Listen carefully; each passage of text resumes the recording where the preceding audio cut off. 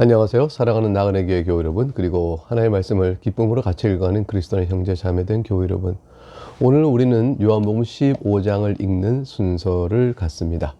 1절에 나는 참 포도나무요 내 아버지는 농부라, 유명한 비유의 말씀이죠. 이 말씀의 교훈이 어떠한지 살펴보도록 하죠.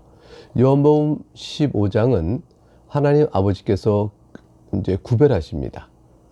즉 교인이라 하는 자들이 있지만 그 중에서 신자, 또 신자 아닌 자, 이런 자들을 주님께서 구별하고 계신다라는 말씀을 줍니다. 교인들 가운데 신자라는 자와 또 신자가 아닌 자가 섞여 있다는 얘기인가요? 그렇습니다. 그래서 주님께서는 이제 참된 신자의 모습이 어떤 것인가를 이제 가르쳐 주고 계신 것이죠. 예수님 당시 유대인들이 스스로 하나님의 백성이라고 말했기 때문에 그들이 과연 참 신자일 수 있을까? 예수를 믿고 따른다고 하는 자 중에서 유대인적 관심을 가지고 예수님을 짐짓 따르는 것 같으나 머릿속에는 아마 그럴 것이다 하면서 믿는다고 나섰지만 실제로 믿지 않는 자도 있는 것이죠. 그래서 이 말씀이 우리에게는 또 15장의 말씀이 주어진 것이고, 이것은 또 오늘날 우리들의 신앙생활에도 커다란 교훈을 주는 말씀입니다. 2절 보겠습니다. 물은 내게 붙어 있어 열매를 맺지 아니하는 가지는 아버지께서 그것을 제거해 버리시고, 무릇 열매를 맺는 가지는 더 열매를 맺게 하려 하여 그것을 깨끗하게 하시느니라. 두 종류 나오죠. 열매를 맺지 아니하는 가지가 있다 하시고, 열매를 맺는 가지가 있다. 열매 맺지 아니하는 가지는 제거해 버리신다. 열매 맺는 가지는 더 열매 맺도록 깨끗하게 돌보신다. 이렇게 구별이 되어 있습니다. 이것은 우리가 사실 과실나무를 농사 짓는 사람이라면 누구나 다 쉽게 짐작할 만한 그런 내용들입니다. 자, 이 이치에 따라서 주님은 영적 원리를 우리에게 가르쳐 주시는 거예요. 3절과 4절을 보게 되면 너희는 내가 일러준 말로 이미 깨끗하여졌으니 내 안에 거하라. 나도 너희 안에 거하리라. 가지가 포도나무에 붙어 있지 아니하면 스스로 열매를 맺을 수 없음 같이 너희도 내 안에 있지 아니하면 그러하리라. 중요한 말씀을 주셨습니다. 열매 맺는 가지는 어떤 가지인가? 2절에서 열매 맺는 가지와 열매 맺지 않는 가지를 둘로 나누셨는데, 열매 맺는 가지는 주님 안에 거하는 가지입니다. 즉 주님께서 깨끗하게 하신 가지요, 주님께 깨끗한 가지는 주님 안에 붙어있는 가지입니다. 이것은 주님 안에 거하라는 말씀 속에 있고, 주님께 붙어있는 가지는 열매를 맺는다 라고 분명하게 말씀을 해주셨어요. 주님께 붙어있지 않으면서 스스로 열매 맺는 가지는 없다라고 말씀하셨습니다. 그렇죠. 나무에 붙어있지 않으면서 어떻게 그 가지가 열매를 맺을 수 있겠습니까?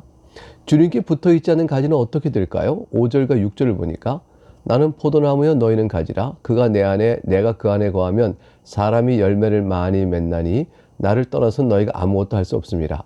그런데 사람이 내 안에 거하지 아니하면 가지처럼 밖에 버려져 마르나니 사람들이 그것을 모아다가 불에 던져 사르느니라.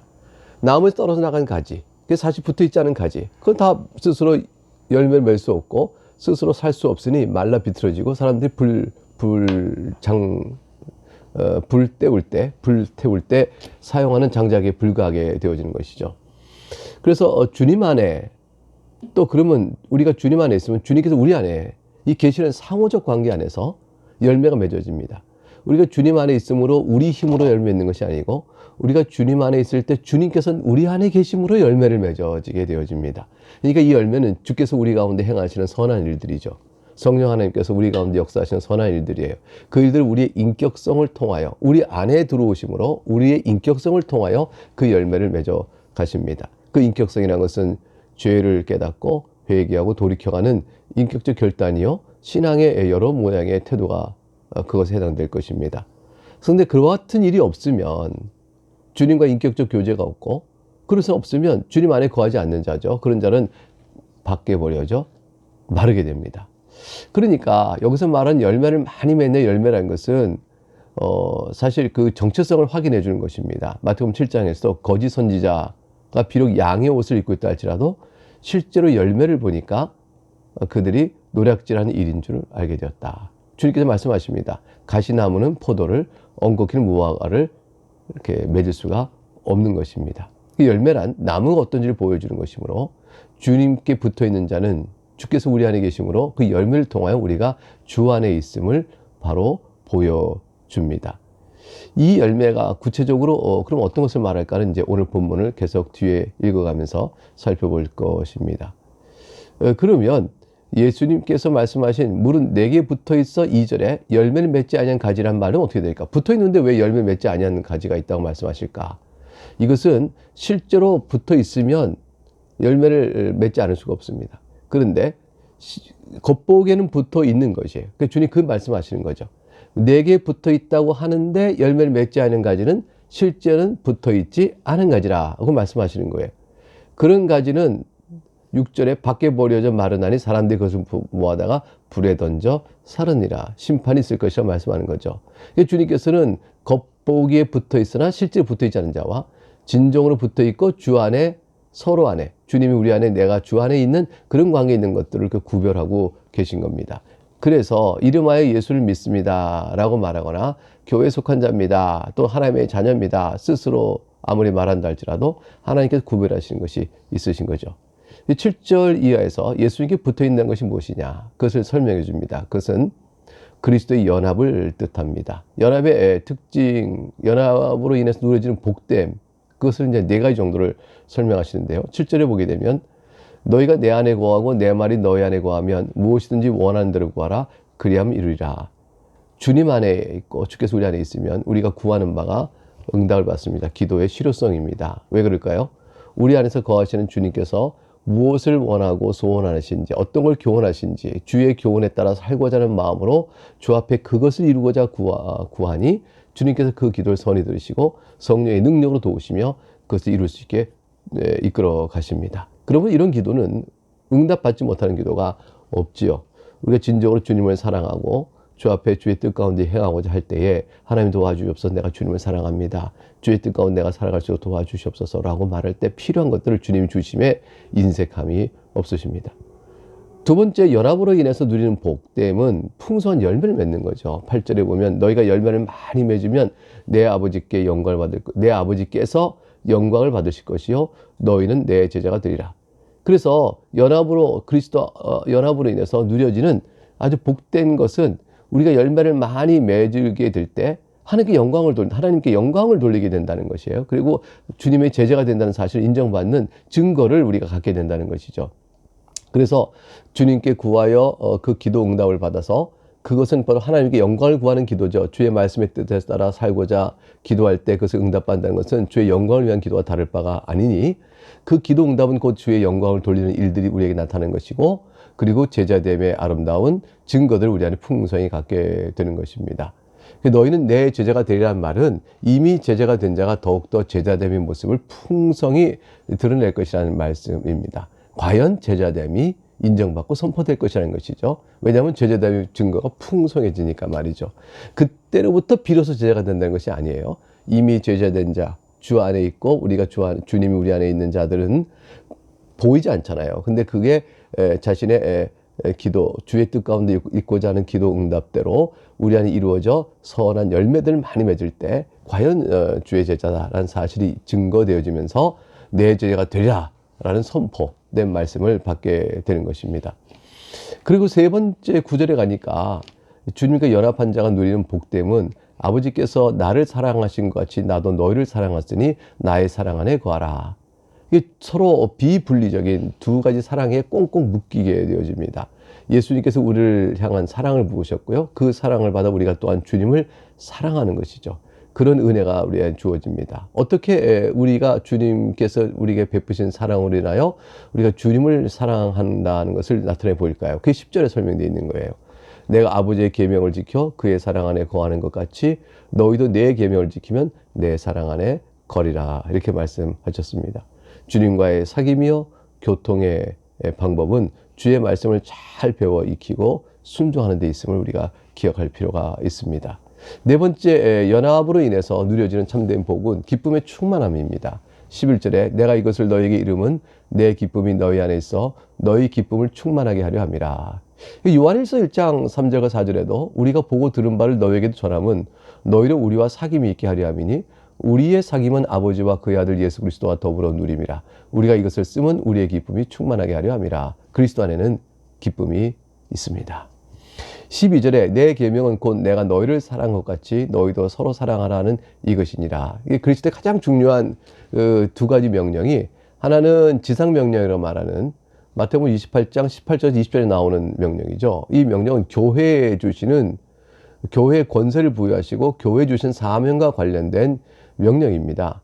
근데 예수께서 나와 말씀하여 이르시되 하늘과 땅의 모든 것을 내게 주셨으니 그러므로 너희는 가서 모든 민족을 제대로 삼아 아버지와 아들과 성령의 이름으로 세례를 베풀고 내가 너희에게 분부한 모든 것을 가르쳐 지키가라. 볼지어다 내가 세상 끝날까지 너희와 항상 함께 있으리라 하시니라. 이 주님께 주신 이 지상의 명령, 선교적 명령, 이것이 바로 주님 주신 명령 가운데 중요한 두 가지 명령 가운데 하나죠. 또 하나가 바로 오늘 본문에서 보고 있는 새 계명입니다. 내가 너희를 사랑한 것 같이 너희도 사랑하라. 이것은 교회가 해야 될 사명이 뭔가를 말하는 것이 앞서 마태복음 28장의 내용을 통해 본 명령이라면, 이 서로 사랑하는 것은 교회가 어떤 성질의 모습을 가져야 될 것이냐, 유기체로서의 교회의 성격, 본질을 드러내는 명령입니다. 그러니까 기관으로서 교회가 해야 될 일이 뭐냐 할 때는 마태복음 28장이지만 유기체로서의 교회가 가져야 될 본질적 특성은 뭐냐? 서로 사랑하는 것입니다. 그것이 오늘 본문에 주어지고 있는 것이죠. 교회의 영광은 이 주께서 전하신, 말씀하신 복음 전도와 복음 선포와 그 사랑의 실천을 통해서 교회가 그 참 모습을 드러내고 또한 주의 제자됨이 도드라지게 드러나는 것이며, 동시에 또한 그것을 통해서 하나님께 영광을 우리가 돌려드리게 되어집니다. 이 사랑은 13절 이하에서 그 사랑이 얼마나 확실한 것인가, 그것을 이제 보여주는 말씀이 이어집니다. 첫째는 주님이 우리를 친구로 여기시기 때문에 친구를 사랑하신 그 사랑은 너무너무 확실한 겁니다. 13절에 사람이 친구를 위하여 자기 목숨을 버리면 이보다 더 큰 사랑이 없나니. 그래서 주님께서 우리를 친구라 하시면서 친구를 위하여 우리의 목숨을 내주셨어요. 친구인 우리를 위하여 목숨을 내어주셨어요. 그러니까 이 사랑이 얼마나 견고하고 확실합니까? 사실 우리가 어떻게 주님의 친구였을까요? 하나님의 공의에 따라 보면 우리는 원수죠. 불의한 자입니다. 그러나 하나님의 긍휼에 따라 예수 그리스도 안에서 우리는 친구로 인정받고 친구로 부름받고 친구로 영접을 받습니다. 그런 친구에게는 우리가 14절에 보면 너희는 내가 명한 대로 행하면 곧 나의 친구라. 우리가 그 주님께서 우리를 친구로 삼으시고, 과연 우리가 또한 친구로 삼으신 하나님의 공의에 따라 원수인 우리를 하나님의 긍휼에 따라 친구로 받아주신 그 사랑에 감사하여 우리 또한 주님을 사랑하지 않겠어요? 이 사랑의 증거가 있을 때 과연 너는 내 친구구나, 이렇게 얘기하는 거죠. 우리도 친구들 볼 때, 어려울 때 또 여러 가지 형편에 따라서 어떤 사실과 형편을 보고 과연 네가 내 친구 맞아, 이렇게 말하지 않습니까? 친구가 아닌 자가 아니라 친구다운 못과 감사와 감동이 너에게 있었구나, 이렇게 말하는 거 아니겠어요? 주님께서 내가 명하는 대 행하면 과연 내 마음에 기쁨이 있고 너희가 나의 친구임을 내가 인정하고 선포한다 라는 것이죠. 친구가 아니었다가 친구가 되는 것이 아닙니다. 이미 친구가 되어져서 친구의 아름다운 모습을 드러내는 것이라, 이렇게 봐야 될 것입니다. 그 친구인 그리스도는 서로 또 주님께로부터 받은 사랑 때문에 서로 또 사랑합니다. 그래서 15절에 이제 주님께서 14절에 내가 명하는 대로 행하면 무엇을 행하면 될까? 15절에 보게 되면 이제부터 너희를 종이라 하지 아니하리니 종은 주인이 하는 것을 알지 못함이라. 너희를 친구라 하였노니 내가 내 아버지께 들은 것을 다 너희에게 알게 하였습니다.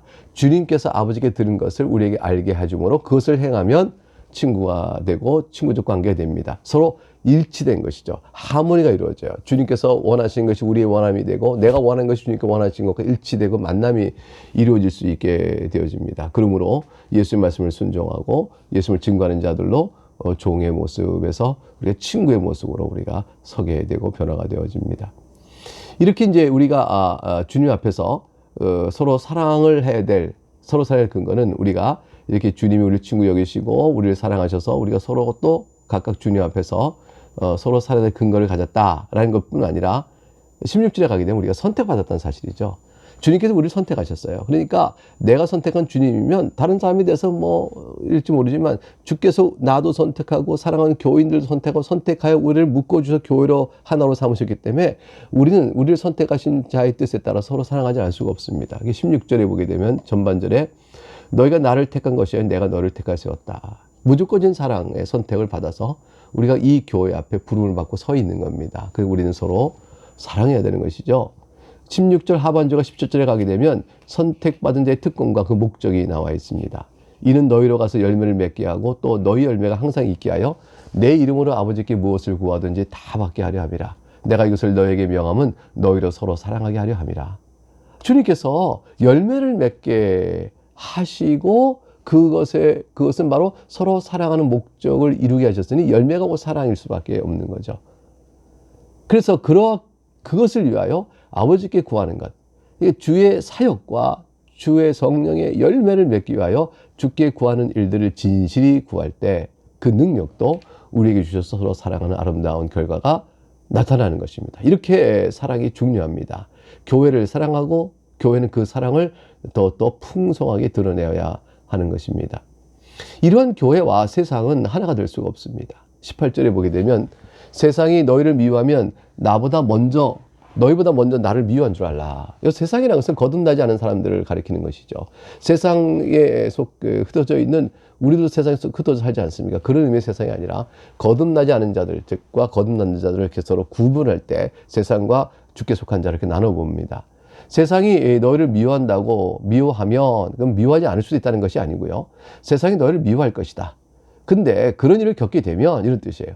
그러면 이 사실을 기억하라. 그것은 너희를 미워하기 이전에 근원적으로 너희가 나를 믿으니 나를 미워함으로 나를 믿는 너희를 미워하는 것이라. 19절 너희가 세상에 속하였으면 세상이 자기의 것을 사랑할 것이나 너희는 세상에 속한 자가 아니요 도리어 내가 너희를 세상에서 택하였기 때문에 세상이 너희를 미워하느니라.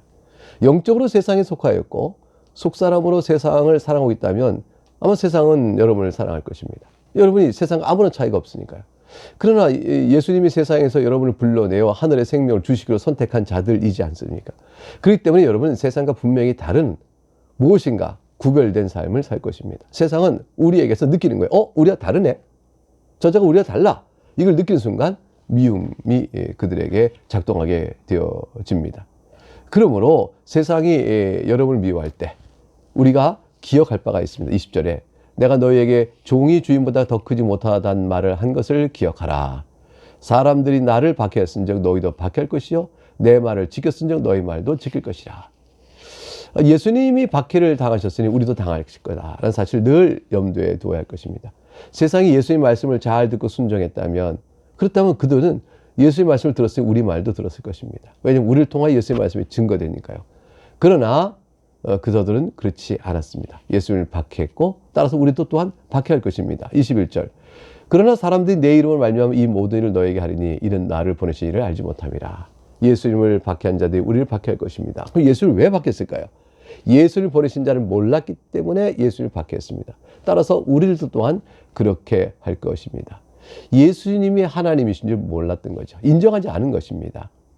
예수님 오셔서 하나님 나라를 선포하고 자신이 바로 그 하나님 나라를 이루실 바로 메시아이심을 얘기하고 하나님의 아들이심을 말했는데 저들이 분명히 증거하였으나 말씀과 표적으로 증거하셨고 이미 성경을 통하여 증언하셨으나 저들이 받지 않았습니다. 그래서 22절과 24절을 읽어보면 내가 와서 그들에게 말하지 아니었더라면 죄가 없어졌으려니와 지금은 그 죄를 핑계할 수 없느니라. 나를 미워하는 자는 또 내 아버지를 미워하느니라. 내가 아무도 못한 일을 그들 중에 하지 아니었더라면 그들에게 죄가 없었으려니와 지금은 그들이 나와 내 아버지를 보았고 또 미워하였도다. 핑계할 수 없다는 것입니다. 주님께서 이미 모든 일을 가르치셨어요. 내가 말하지 아니었더라면 진리의 말씀을 선포하셨고 가르쳐 주셨어요. 그런데도 듣고도 저희들 믿지 않았으니 죄가 있는 겁니다.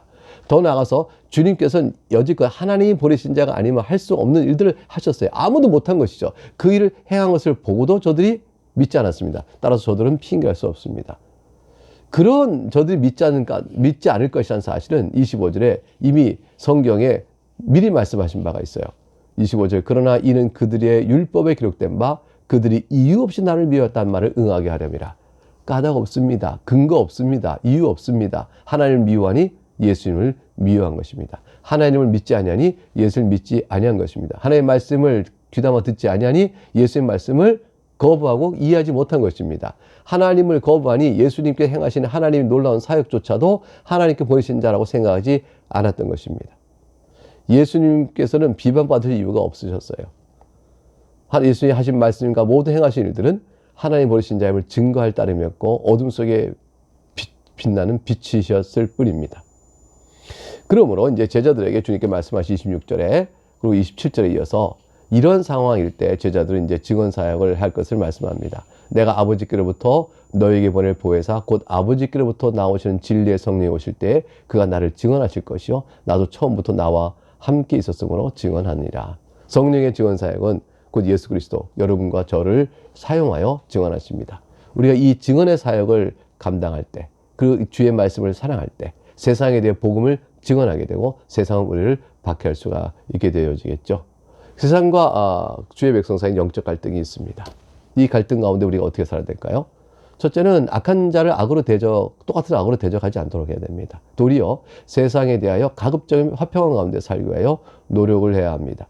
그러나 영적으로는 분명한 분리가 있음을 이해하고 영적으로는 타협치 않아야 될 것이며 더 나아가 저들에게 우리의 믿는 바의 진리를 복음을 전하여 세상 속에 흩어져 있으나 하나님 택하신 백성들 아직은 믿음에 나오지 않는 자들을 다 찾아내 구원하는 일을 위해서 우리가 힘써야 할 것입니다. 결국에 마지막 분리가 올 때는 하나님의 참된 백성과 그렇지 않은 자, 중생한 자와 그렇지 않은 자가 싹 나눠지게 되겠죠.